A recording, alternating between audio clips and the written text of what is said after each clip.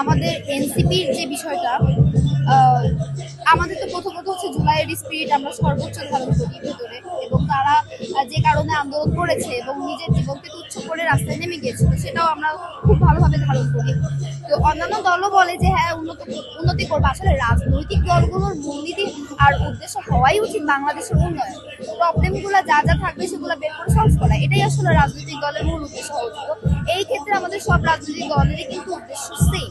আর এনসিপিকে যদি আমি আলাদা করে বলতে চাই, আমাদের কথিত যে রাজনীতিটা চলে এসেছে এতদিন যাবত, যে চাঁদাবাজি মুক্ত আছে এবং যে পদ পায়, যে ক্ষমতা পায়, সে নিজেকে আহামরি অনেক কিছু মনে করে। হ্যাঁ, আর জনগণ কিন্তু তাদের পর্যন্ত পৌঁছাতে পারে না। আমাদের যেটা হওয়া উচিত ছিল, সার্ভেন্ট অফ পিপল হওয়া উচিত ছিল, কিন্তু সেখানে আমরা হচ্ছে সেটা হতে পারি না যখন একটা ক্ষমতা পদ চলে আসে।